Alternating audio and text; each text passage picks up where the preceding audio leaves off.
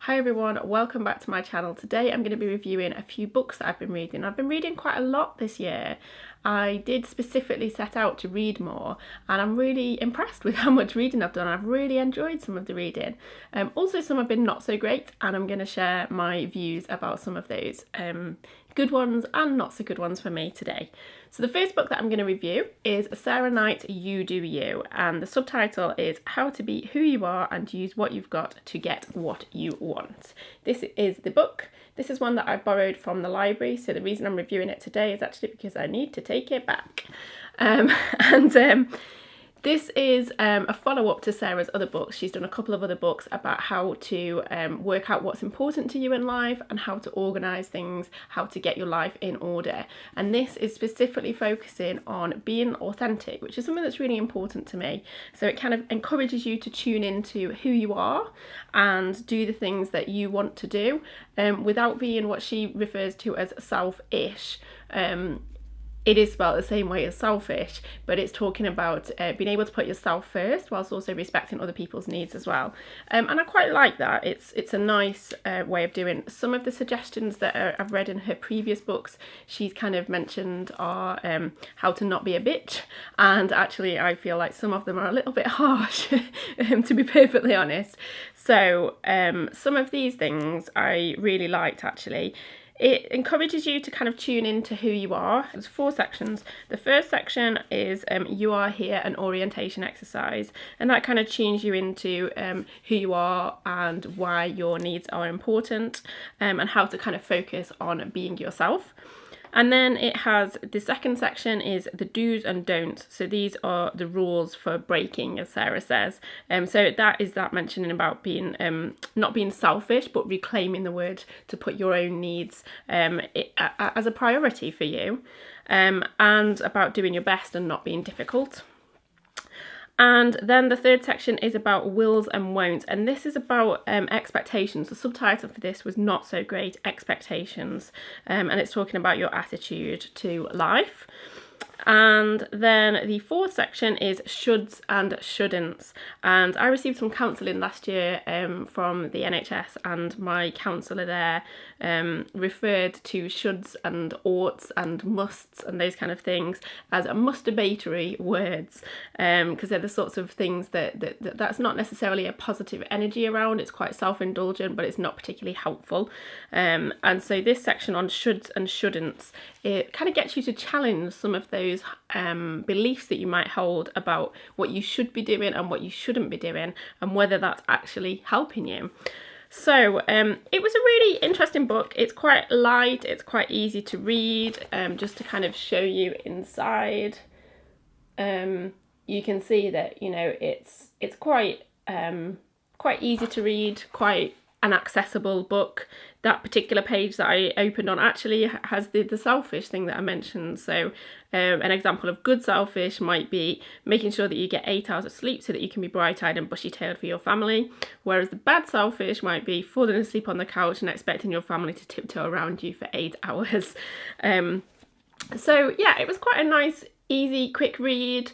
Some thought-provoking things, nothing groundbreaking, nothing particularly different for me, because I spent quite a lot of time around thinking about my authenticity and what it means to be me, and how I can do that in a way that respects my own needs and other needs. But it was still a useful reminder of some of the things that some of the ways that I would like to be. So I would recommend this one, and I think I gave it 3 or 4 stars on my Goodreads account. Yeah, it was interesting, and I think if you haven't done any work around who you are and what's important to you, this would be even more valuable. But for me, because I've done a lot of work on that, it wasn't as applicable, but it was still useful. So I enjoyed that one. So the second book that I read was another book that I borrowed from the library. This was a recommendation from a friend. It's by Jo Lycett, the comedian. And it is called Parsnips Buttered, How to Win at Modern Life One Email at a Time. And this was brilliant. I loved this book. I inhaled it in a couple of days, which is quite unusual for me. It was very different to what I thought. I thought it was going to be about his life, and actually it's his letters, emails, tweets, and stories of things that he does. If you've read anything or watched the Dave Gorman show, it's kind of similar to that. So he kind of highlights things and picks people up on them, and perhaps might complain about things. And one of the sections that I love is how to deal with Donald Trump, and what he quite frequently will do when Donald Trump tweets something in an exasperated way, he will reply saying, "Okay, hon," and see what sort of reaction, if any reaction, that gets. And it's just quite amusing. Slightly childish. A lot of the things in this book are slightly childish, but I actually really appreciated that. I thought it was a really nice, light-hearted read, and yeah, really good fun. Really good to kind of see that. He's doing a comedy tour later this year, so I might begin to see him actually. But yeah, if you fancy something that's just a nice, light, funny read, I did laugh out loud at some points, and really lightened the mood a little bit. So that was a good one. Really enjoyed that one. The next book that I had was another non-fiction, and this is more of a sort of business type book. So I'll just hold it up so that you can see there. It is The Working Woman's Handbook, and it's by Phoebe Lovatt. And yeah, it's The Working Woman's Handbook, Ideas, Insights and Inspiration for a Successful Creative Career. Again, it's quite a short book. It's quite an easy read. It's sectioned off into lots of different sections. So on planning, on what you're actually going to be doing, and it also has case studies as well from different people, which are good. And some of the different ways around how to structure your time, how to move forward on the plans that you want to do, how to utilise your network, all these sorts of things. Now, I have to say, it was interesting, but I've been self-employed now for, almost 2 years now. So some of this is if you're planning to be working for yourself, or doing something creative on the side to what you're doing. You could use it in your normal job career as well, but it's more about people who want to work for themselves. And if you're new to that, I think this might be really valuable. One thing I will say, it started out with lots of different worksheets, and it very much was a handbook. You know, it kind of takes you through different things. Let me try and find an example of something that it asks you to do. Yeah, so exercise 1, a guide to getting started, asks you to think about certain topics that you are always interested in, when you feel in flow, what do you know about, what kind of problems do you like to tackle and solve, 3 instances where you felt valued and helpful, and things that you've created the way you felt satisfied. So it encourages you to reflect on those and write them in the section. So I did kind of go through and work through that, and then on the next page it encouraged you to look for patterns and see what things you might want to do that can utilise your skills, your values, things that you're interested in. So that was really good, and the kind of 3 initial ideas of things that you'd like to take forward, and it was really good, really valuable. What I will say though, as I went through the book, is there were less and less worksheets, and it became more of just a book to read other people's case studies and examples, which was okay, but it wasn't as much of a handbook as I'd kind of hoped. I do have some other recommended resources around planning your career, particularly if you are self-employed, which I'll recommend in another one. One in particular that stands out to me is Your Best Year by Lisa Jacobs. I'd highly recommend that, and I probably will do a specific review on that at some point. So this one is if you're wanting to sort of read about something rather than really start to put things into action, but you also want to start thinking about things, this is a really good one. So I think if I'd have read this a couple of years ago, it would have been incredibly valuable, possibly just a little bit too late for me in some senses, but always useful to go back and review where things are at and what you want to be doing. And there might be some tips in here that I might not have otherwise thought about in terms of how to structure my day, in terms of how to utilise things. So yeah, it was a good book. If you are looking to change your career or start a new career, I think this would be really valuable. So a good one there.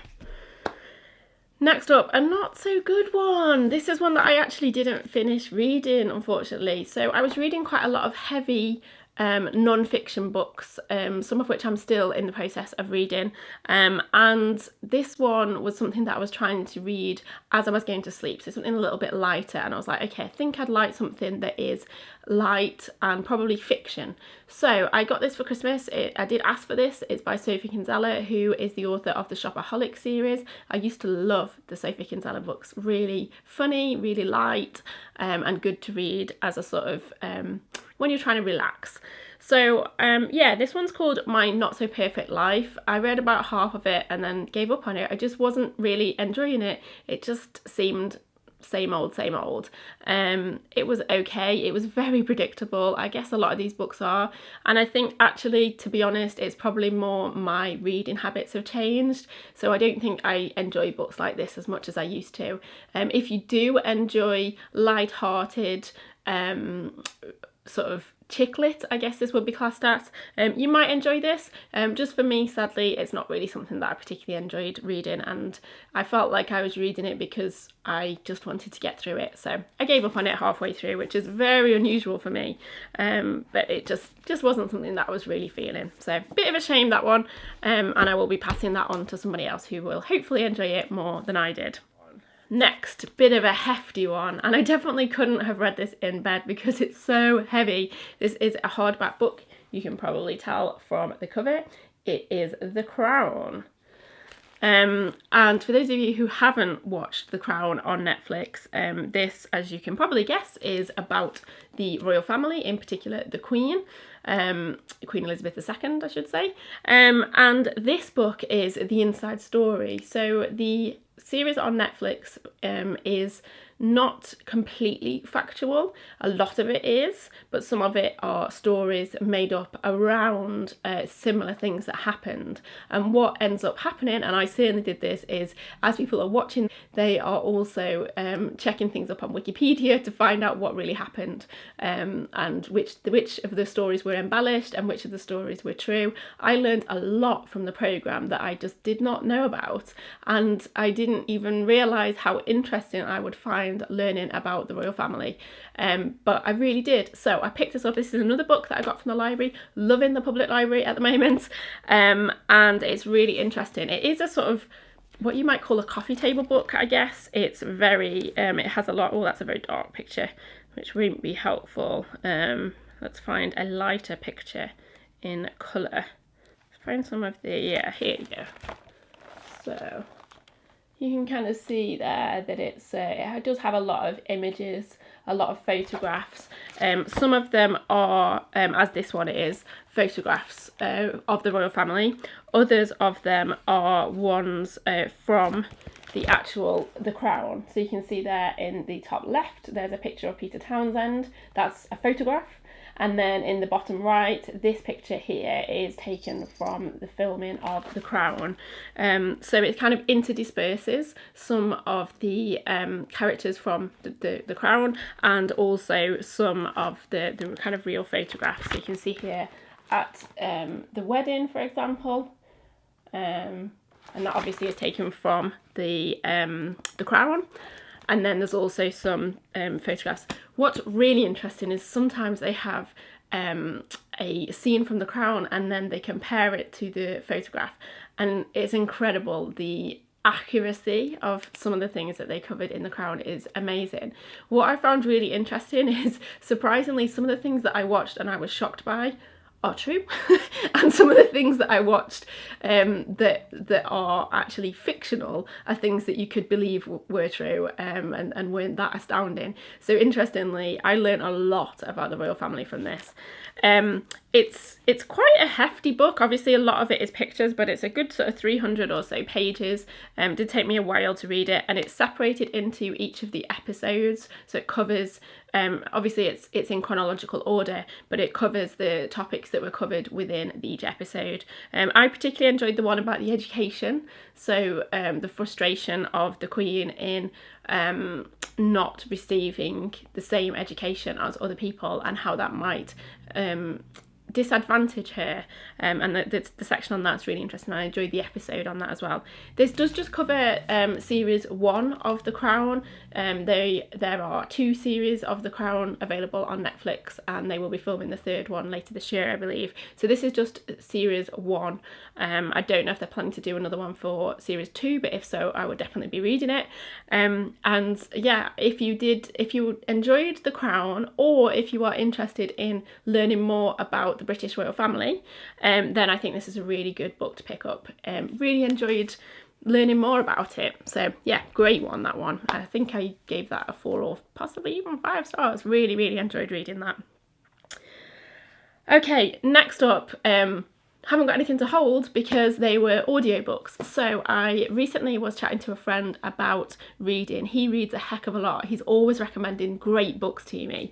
And so I asked him, how do you read so many books? And he said, well, I listen to a lot of the books. So he travels a lot for work and he's in the car quite a lot and he listens to audiobooks. So I've always wondered about audiobooks but not been sure if it's something that I would enjoy. So I decided to give it a go. The first audiobook that I bought from iTunes, and it was Robert Webb's How Not to Be a Boy. I think it's that, yeah, How Not to Be a Boy it's called. I really enjoyed the audiobook. It is narrated by Robert Webb, and I think it was around 8 hours in length. That was the other thing, I wasn't sure how long books are, so that was around 8 hours in length, and I listened to it in a couple of days. So yeah, what I find with audiobooks is that I can just listen to them as I'm doing other activities. So as I'm doing household chores, as I'm cooking, as I'm walking, as I'm exercising, I'm listening to audiobooks now. I do that with podcasts too, but it's really great to be able to listen to audiobooks. So How Not to Be a Boy, bit disappointing to be honest. I thought it was going to be more of a similar book to Sarah Pascoe's Animal, which is one of my all-time favourite books, and that talks quite a lot about femininity. And I thought that Robert Webb's book would talk quite a lot about masculinity. Now, it does to some extent, and the chapters are themed around certain things, but a lot more of it is about his own life story, which is fine and is probably more about what people want to read. But I was hoping there would be a little bit more research included, a little bit more sort of information about masculinity in society maybe. Obviously he's talking about his own experiences, which are really interesting to hear about, but I'd kind of hoped it would be a little bit more rounded. So I did enjoy it, did obviously enjoy listening to audiobooks, and it was interesting to hear about his story and his upbringing and what influenced him in terms of being a man or being a boy. And also how he is now as a father and a husband. So that was an interesting book, but it was less valuable than I'd thought because I had made the assumption that it would be more about masculinity as a whole, and it wasn't as much. Similar to the Grace and Perry one, to be honest. I'll link to the previous review of that one. But it was worthwhile listening to, and I did enjoy it. Just wasn't quite what I was expecting. Then I purchased a Audible account. So I've subscribed to Audible now, and I get 1 book per month for that, and you can also buy additional books. So I've listened to one as part of my subscription, and I've also purchased an additional one. The one that I got as part of my subscription was a Brené Brown book. Massive Brené Brown fangirl. For those of you who don't know Brené Brown, I will link to one of her most well-known TED Talks, which is about vulnerability and shame. She is a researcher on authenticity, vulnerability, shame, those sort of related topics. A fantastic research, really interesting. So I've read a lot about her work, and I've read some of her previous books, and this is her latest book called Braving the Wilderness. It's about belonging and how important it is for us to belong, but it's quite different in that she talks about belonging and in a way that we are comfortable with who we are, belonging to ourselves rather than belonging to certain groups, and that until we're comfortable with who we are, we can't actually belong to other groups, and everybody needs to belong to their own space and brave their own wilderness. It was really interesting. Again, it's narrated by the author, so it's Brené Brown who actually narrates the audiobook. Shorter one, this one, I think it was about 5.5 hours, something like that. and I found it good. The thing that I did find, braving is used in the book as an acronym for certain words about braving. So you'd have B, I think B probably stood for belonging. What I found, and this is evident by the fact that I can't share these, is because it was narrated, I didn't see that and therefore haven't absorbed that. That could just be the type of learner that I am, but there's some disadvantages to audiobooks in that because I haven't seen that written down, it doesn't seem to have gone into my memory as much from listening to it. Now, for some people, they might learn more from listening. I did really enjoy it, but I almost feel like I'd like to take a look at the actual print book so that I can kind of absorb some of that. I also found that I sometimes switch off a little bit with audiobooks, but that's also fine. I'm taking in the bits that I want to, and obviously I can listen again if I want to do that. So I did really enjoy that, and definitely would recommend checking out Brave in the Wilderness and Brené Brown's other books as well. The Gifts of Imperfection I particularly enjoy. Daring Greatly less so for me, but Gifts of Imperfection I really, really loved, and Brave in the Wilderness was a really interesting addition to those books as well. So yeah, recommend that one. And I am currently listening to one called Brave Leadership, which I'm a little bit mixed on, and I purchased from Audible and in addition to my subscription. And actually I might be taking advantage of the exchange in a book if you don't enjoy it. It doesn't really have much in there that I'm finding interesting or of value in a different way. Again, it could be because I spent quite a lot of my career I support leaders in their development through coaching and through coordination of leadership development programs, and I also run sort of leadership workshops and training seminars and things like that.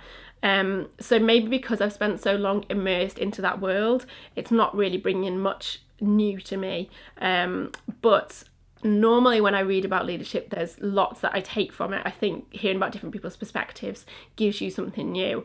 And although I do support other people's leadership development, a lot of that is coming from who they are as a person and how they can utilise that as a leader. And so I thought Brave Leadership would be fantastic. I think maybe it aligns with a lot of what I already do and therefore didn't particularly add anything new. One thing that I did really like, actually, perhaps I'm being overly harsh, one thing that I did like about the book, and I've probably got about an hour left, so I haven't quite finished, but I've almost finished, was she talks about your super objective. And your super objective is like your purpose in life, and no matter what job you're doing or what activity you're doing, you can use that to support your super objective. So I would imagine my super objective is helping other people develop. That's what everything I do is about. I like to share things to help others develop. That's why I do these sorts of videos. In my work, I am a coach because I love helping other people develop, and I run workshops because I love helping people develop. So a lot of the things that I do in my career and in my life in general, always about helping other people develop, whether that be physically, mentally, emotionally, whatever.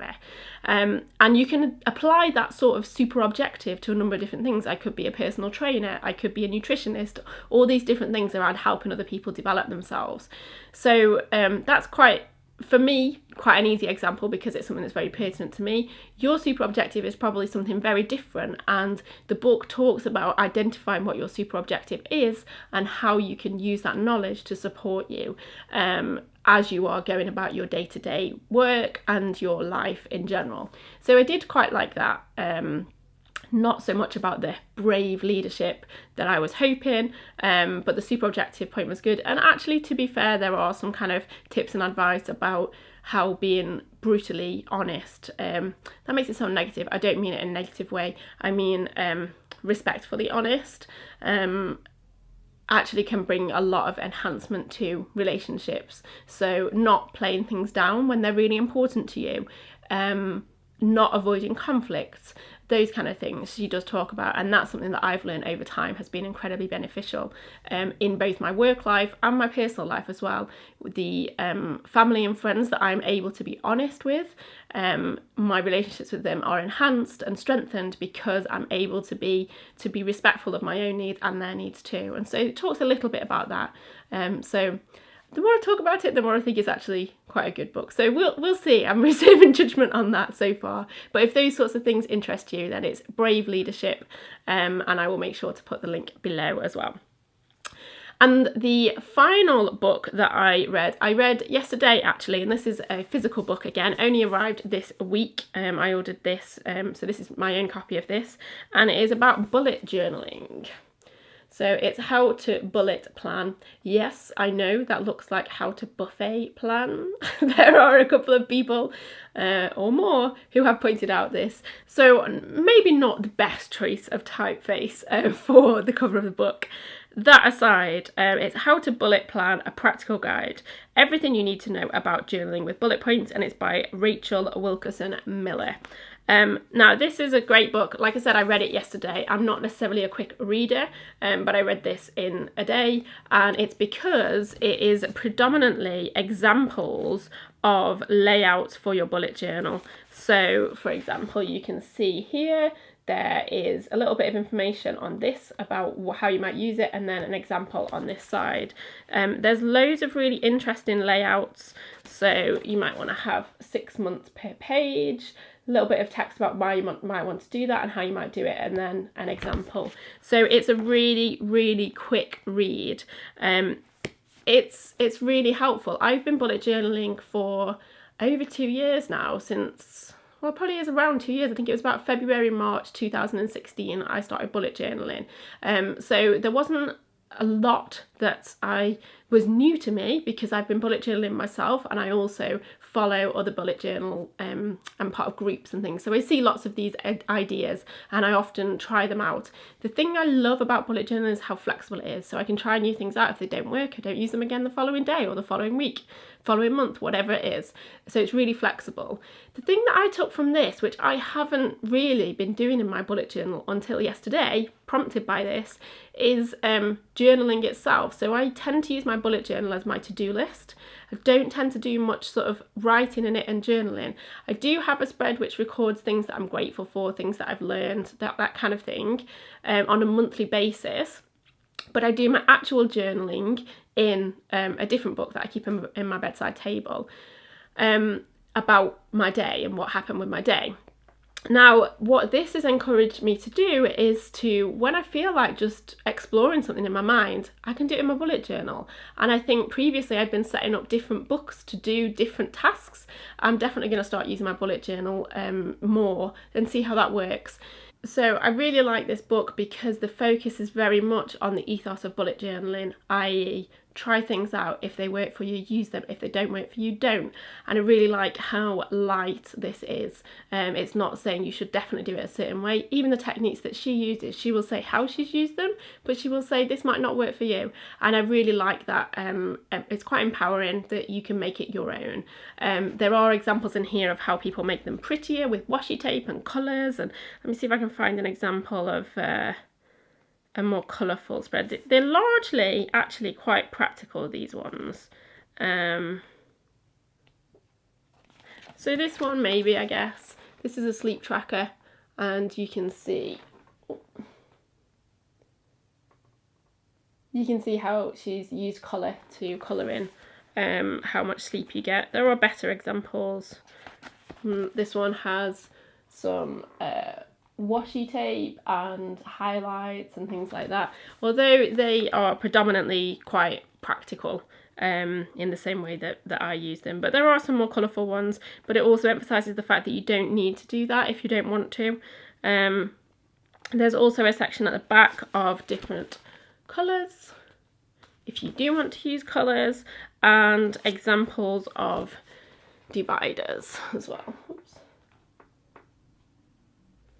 So there are some examples of how you can use your bullet journal in a more decorated, creative way, but there's also a lot of guidance around just doing it how you do it. Interesting, looping back to the first book, you do you. And that's basically what this book is saying for your bullet journaling. Really enjoyed this, actually. Really picked up some good ideas. Like I say, it's encouraged me to start journaling. Also given me some ideas of how I might want to develop some of my planning pages. I do quite a lot of planning in my bullet journal, but I also do some planning electronically and some planning outside of my bullet journal. So there's a few things in here that I'm going to be trying and putting into practice and giving them a go. So a quick note on bullet journaling. I've had quite a few people ask me about my own bullet journaling. I do have a blog post when I first started bullet journaling, but I haven't done a recent one, and I am planning to.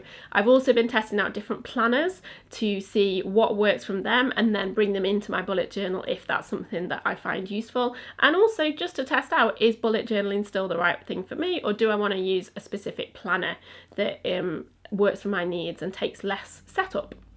So I am planning to do some more blog posts and potentially some videos reviewing different planners and showing examples of how I choose to plan, again with the ethos that it might not work for you, but this is what works for me. So if you are interested in planning and goal setting and recording your progress and planning your to-dos and all that kind of thing, it is something that I do find really interesting, and I've always found productivity is something that I like to invest time in, trying to kind of plan my time more effectively. If that's something that you're interested in, please do subscribe to my channel, because I am planning to do some videos reviewing some of the planners and also some videos showing you how I like to plan and some tips and techniques. So if you're interested in that, please do subscribe to my YouTube channel. I'll also be blogging about that as well, so I'll put a link to my blog. Again, please do subscribe to that. And I also have a monthly newsletter, so at the end of every month or beginning of the month, so as the month changes over, I send out a monthly newsletter with links to some of my latest blog posts and videos from that previous month, and also a sort of themed article of something that's been pertinent to me during that month. As I mentioned, I'm a coach, and so that's often around how you can use what I'm talking about in your own life with sort of reflective prompts and things that might help you develop. As I mentioned before, my super objective is about helping other people develop. So if that's something that you're interested in, it's just once a month a newsletter that comes into your inbox with some tips and advice and a link to my resources from the previous month. Then please do subscribe to the newsletter. Again, I'll make sure that the link is in the description box. So, monster video of all the books that I've been reading recently. I hope that you have enjoyed watching this. I am doing lots more reading, so I do plan to do more of these book reviews. If you have recommendations of books for me to read, I'm always looking out for recommendations, although I do have a massively growing to read list, but I'm quite happy about that. I like having lots of books to read. So if you have any recommendations, please do let me know in the comments. If you've read any of these books and you have the same views as me or different views as me, please do let me know in the comments and let me know what you thought about them. I'd love to hear what other people thought about these books. And I'll be coming to you again soon, I imagine, with reviews of some of the other books that I've been reading recently. So, thank you ever so much for listening to this video, watching this video, and I hope to see you again soon. Take care. Bye!